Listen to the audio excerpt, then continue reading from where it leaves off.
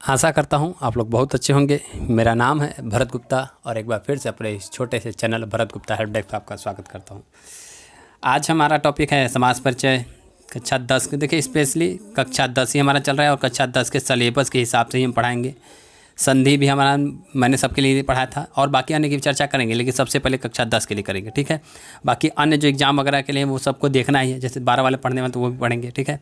और सबसे बड़ी बात हम आपको बता दें शुरू में कि आप अगर किसी भी प्रकार के लॉकडाउन में, देखिए लॉकडाउन की स्थिति सबके पास है, सबको पता है, और किताब वगैरह कैसे मिलती क्या नहीं मिलती है, सही सिलेबस न मिलने की वजह से भाई हम सही भंगा पढ़ते भाई 30% कटा हुआ है, पता चला पुरानी किताब से हम पढ़ रहे हैं। तो आपको कोई भी अगर किताब खरीदनी है तो नीचे डिस्क्रिप्शन में, आपको डिस्क्रिप्शन कैसे चेक होता है मैं आपको अभी बता देता हूँ। डिस्क्रिप्शन देख लीजिए जिनको चेक करने नहीं आता, ठीक है। देखिए डिस्क्रिप्शन कैसे चेक होता है। अब कोई भी वीडियो, किसी वीडियो का डिस्क्रिप्शन में बता रहा हूँ, किसी वीडियो का डिस्क्रिप्शन, जैसे मान लीजिए ये वीडियो है, इस वीडियो को चाहे इस वीडियो को चाहे इस वीडियो को, जिस भी वीडियो को आप देखना चाहते हैं, ठीक है, जिस भी वीडियो को आप देखना चाहते हैं सीधे क्या कीजिए, उस वीडियो को आप क्लिक कीजिए। जैसे मान लीजिए मैं कक्षा 11 के हिंदी भ्रमर गीत देख रहा हूँ, से क्लिक कीजिए। मैं आपको बता रहा हूँ कि डिस्क्रिप्शन कहाँ पे होता है, ठीक है। डिस्क्रिप्शन के बारे में बता रहा हूँ, डिस्क्रिप्शन कहाँ पे होता है उसे हम देखेंगे। तो आप सीधे सीधे उस वीडियो क्लिक कीजिए, क्लिक करेंगे तो वो इस पर चलने लगेगा, ठीक है। जो ही चलने लगेगा तो आप क्या कीजिए कि यहाँ पर उसे आप पहले मतलब अब देखना चाहते देखिए, लाइक करना तो अब मैंने ही बता दिया भाई, ये लाइक का बटन होता है, आप लाइक करना चाहिए। ये शेयर का बटन होता है, इसे आप किसी को शेयर भी कर सकते हैं। ये सब्सक्राइब होता है और ये बेल आइकन होता है, इसको आप प्रेस करते हैं। डिस्क्रिप्शन कहाँ होता है तो देखिए डिस्क्रिप्शन देखिए यहाँ पे होता है।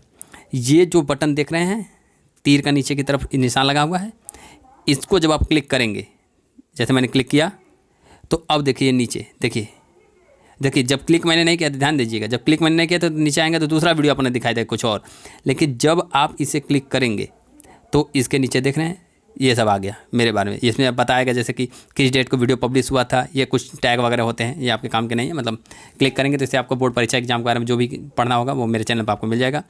इसके बाद देखिए ये वो लिंक है जिसमें आप देखिए, ये वो लिंक है जिससे आप घर बैठे ही अपना किताब कापी मंगा सकते हैं। देखिए अनसॉल्व पेपर है, पेपर के बारे में मैं एक दिन बताऊंगा वीडियो में, ठीक है। इसके बाद फिर देखिए कक्षा 10 के जितने भी बुक्स हैं आपको, ठीक है, उसके बुक के बारे में हिंदी, अंग्रेजी, गणित, विज्ञान जो भी आप पढ़ते हैं वो भी से आप मंगा सकते हैं। इसके बाद फिर कक्षा 10 मान लीजिए किताब आपको नहीं मंगाना है, आपको अवतार मंगाना है, क्वेश्चन बैंक मंगाना है, तो उसका भी मैंने लिंक दे दिया है, ठीक है, ठीक। उसके बाद फिर अगर आपको कक्षा 12 के लिए चाहिए किताब तो कक्षा 12 के लिए मैंने कह दिया है, ठीक है। कक्षा 12 में आप जिस भी विषय के चाहें उस सारे विषय किताब है। अगर क्वेश्चन बैंक आप चाहते हैं, मॉडल पेपर चाहते हैं तो मॉडल पेपर का भी यहाँ पे लिंक हुआ है कक्षा 12 के लिए। और साइंस साइड हो या आर्ट साइड हो या विज्ञान हो, गणित वर्ग हो, जैव विज्ञान वर्ग हो, किसी प्रकार का हो, ठीक है। और यहाँ पर अन्य भी हैं, तो ये सब आपको ये लिंक में पता है। आप कैसे करेंगे मैं ये भी दिखा देता हूँ ताकि आपको दिक्कत, किसी प्रकार की दिक्कत ना हो। जैसे मान लीजिए कक्षा 10 का मुझे संस्कृत खरीदना है, वो भी क्वेश्चन बैंक खरीदना है, ठीक है, या मान लीजिए संस्कृत की किताब खरीदना है, तो अब इसी लिंक पे, ये जो लिंक है ना, इसी लिंक पे आप क्लिक करेंगे। कुछ नहीं करना है, केवल क्लिक ऐसे क्लिक कर दिया।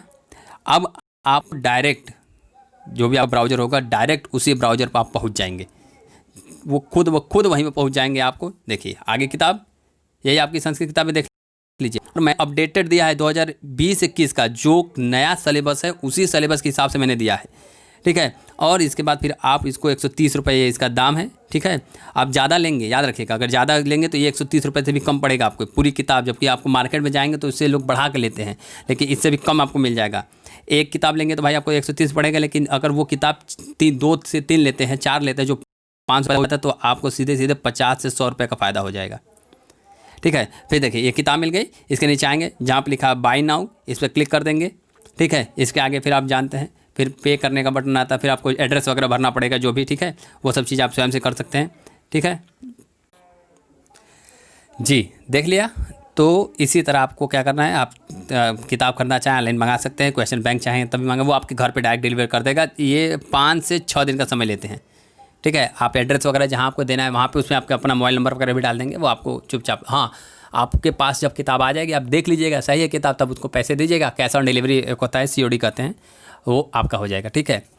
बाकी और किसी प्रकार का मैं इसका प्रमोशन वगैरह नहीं कर रहा हूँ, हाँ ये किताब अच्छी आती है, मैं इसी से ही पिछले 6-7 सालों से पढ़ा रहा हूँ इसलिए, ठीक है। चलिए आज बात करेंगे समास की। तो समास परिचय, समास किसे कहते हैं, यहाँ पे लिखा हुआ है, देखिए ध्यान से लिखा है, 2 या 2 से अधिक पदों को इस प्रकार मिलाना कि उनके आकार में कमी आ जाए, अर्थ भी पूरा पूरा निकले, निकल जाए, इसी संक्षेप को, क्रिया को ही समास कहते हैं। दो या दो से अधिक पद, पद का मतलब क्या होता है? पद का मतलब होता है शब्द, ठीक है। एक ये हो पद, एक ये हो पद। पद देखिए, ये प्रथम पद होता है, ये द्वितीय पद होता है, ठीक है, ठीक है। इसे प्रथम पद, इसे द्वितीय पद को उत्तर कहते हैं, ठीक है। तो जैसे देखिए क्या दिया है, जैसे दिया है नारायणम धन, मतलब पति, नरपति मिलाया जाता है, धन नहीं होता, मतलब इसी तरह मिलाया जाता है। नारायणम पति मतलब नरपति, राजा पुरुष राजपुरुष, ठीक है। यहाँ पर नारायणपति का अर्थ वही है जो नरपति का है, उसी तरह, लेकिन बस क्या हुआ है, यहाँ पर नारायणाम हो गया है, यहाँ पर नरपति है, यानी इसका शब्द छोटा हुआ है कि नहीं, बस यही बात है क्या हमारा समास का। तो अगर बात करेंगे समास के भेद की, तो समास देखिए होते हैं 6 प्रकार के। कितने प्रकार के? 6 प्रकार के समास हमारे होते हैं। बात कर रहे हैं भाई, ठीक है। कौन कौन समास होता है? एक होता है अव्ययी भाव समास, एक होता है तत्पुरुष समास, एक होता है कर्मधारय, एक होता है द्विगु, एक होता है बहुब्रीहि और एक होता है द्वंद्व। ये आपके 6 समास होते हैं, ठीक है। जिसमें सिलेबस आप देख लीजिए, आपको केवल 3 समास पढ़ने हैं, अव्ययी, द्विगु और बहुब्रीहि। मैं यही 3 समास पढ़ाऊंगा। इसमें भी 30% सिलेबस कटा है, तो इसमें से 1-2 समास कटा होगा, आप वीडियो में जाकर देख लीजिए। मैंने सिलेबस संस्कृत का शेयर किया है, उसमें जाकर देख लीजिए कि कौन सा समास आपको पढ़ना है, ठीक है। चलिए, और फिर अगर आप अवतार लेते हैं, मैंने बताया ना, अगर आप जो मैंने किताब भी बताया, अगर आप लेटेस्ट किताब लेते हैं तो उसमें उतना ही समास दिया होगा जो समास इसमें सिलेबस हो, ठीक। चलिए, तो सबसे पहला समास हमारा क्या है? अव्ययी भाव समास। क्या है भाई? अव्ययी भाव समास किसे कहते हैं? इसका सूत्र होता है पूर्व पद प्रधानम अव्ययीभाव, यानी जिसका पूर्व पद यानी पहला पद प्रधान होता है और संपूर्ण शब्द क्रिया विशेषण होकर अव्यय की भांति प्रयुक्त होता है, वह अव्ययी भाव समास होता है। यानी जिसका पहला पद, एक पद ये हो गया और एक पद दूसरा हो गया, तो पहला पद जिसका क्या होता है? प्रधान होता है, ठीक है, उसे हम क्या कहते हैं? अव्ययी भाव समास कहते हैं। जैसे उपकूलम, अर्थात कुलस समीप, यानी उपकूलम मतलब होता है समीप, कुलस मतलब किनारे, उपकुलस मतलब होता है कुलस समीपम, अर्थात किनारे के समीप, यहाँ, ठीक है। उसी तरह दिन दिन प्रति, यानी प्रतिदिनम। देखिए, प्रति और दिनम, दिनम हमारा दूसरा पद है हमारा प्रति, तो जोड़िए जरा, देखिए हो जाएगा प्रति और दिनम। तो इसमें पहला पद क्या है? प्रति है, यह हमारा मुख्य पद है, प्रमुख पद है, ठीक है। और यह क्या है? यह अव्यय के रूप में होता है, हालांकि यह विशेषता बताता है, ठीक है, विशेषण होता है। उसी तरह है हमारा उपगंगयम, यानी गंगा के समीप, ठीक है। यथा योग्यम, ठीक है, आइए बस समझे। यथाशक्ति, पहला पद जो होता है वो अव्यय ही होता है, इसका नाम ही समझ लीजिए अव्यय। आप कहेंगे अव्यय किसे कहते हैं?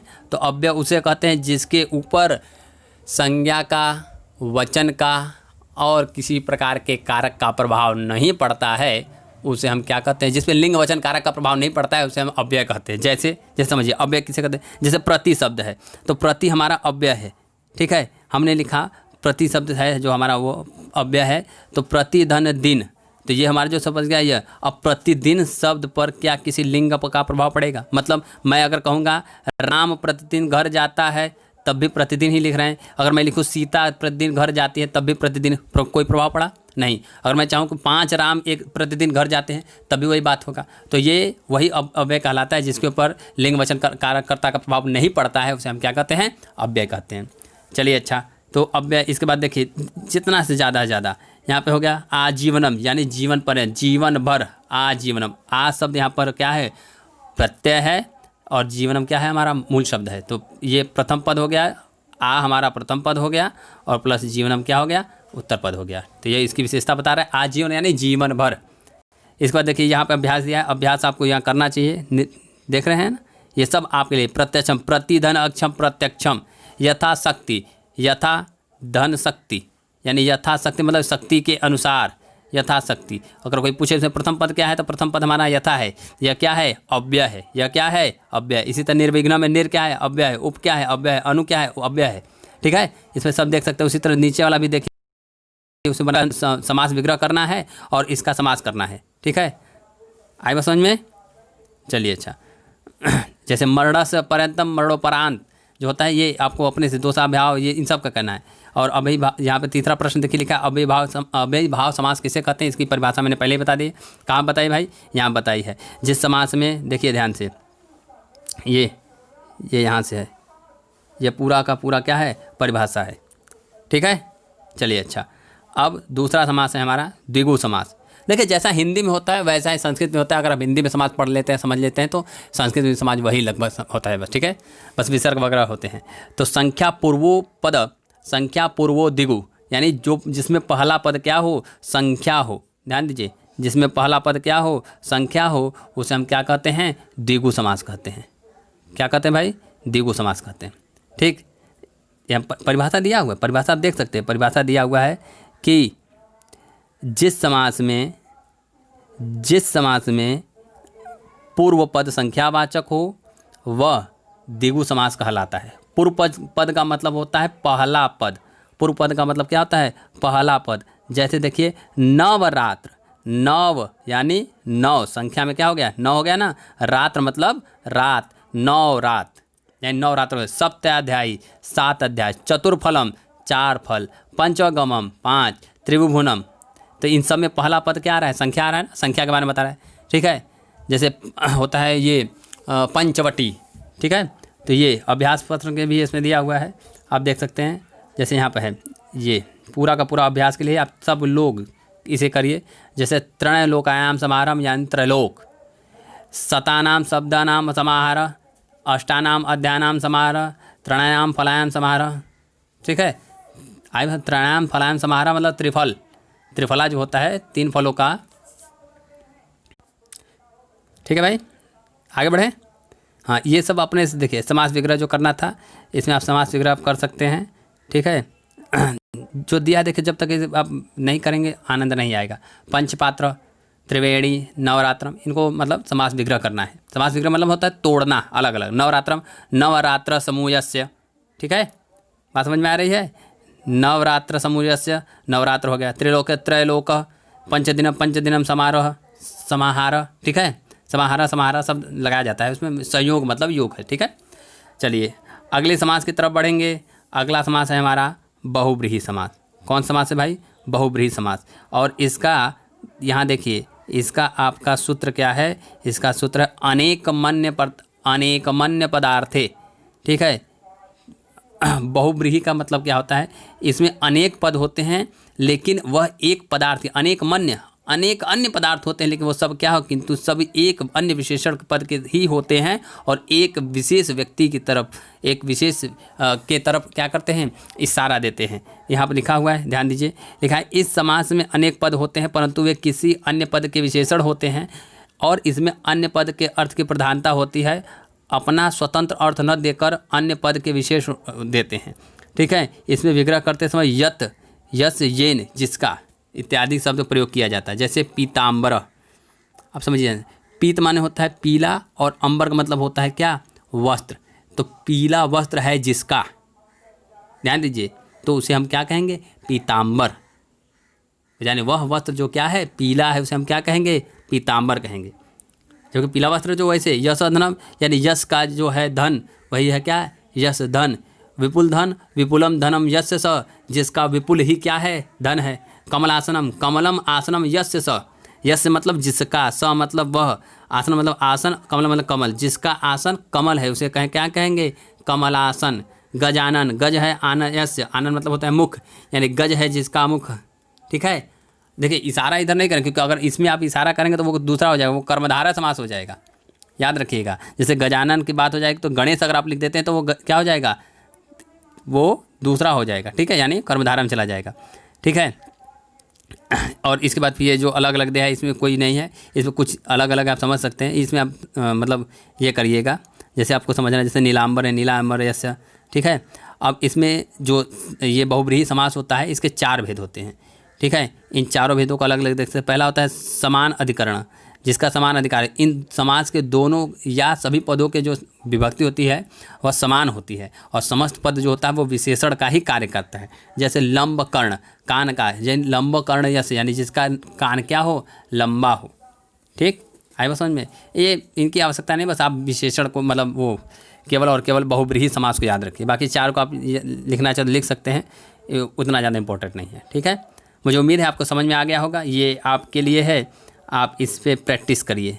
ठीक है, और जो ना समझ में आए, ठीक है, जो आपको ना समझ में आए वो हमसे अवश्य कमेंट में नीचे पूछ लीजिए। और बुक की देखिए, बुक मैं पहले ही बता दूं, बुक आपके पास होना आवश्यक है, बिना बुक के आप पढ़ नहीं पाएंगे। ठीक है, और कुछ लोग मार्केट में गलत बुक भी बेचते हैं। ठीक है, उनसे बचने के लिए मैंने ये सुविधा निकाली है। आपकी इच्छा है आप बिल्कुल लीजिए। ठीक है, मुझे उम्मीद है आपको वीडियो पसंद आया होगा। वीडियो पसंद आया तो लाइक और शेयर और सब्सक्राइब करना ना भूलें। तब तक के लिए जय हिंद, जय भारत।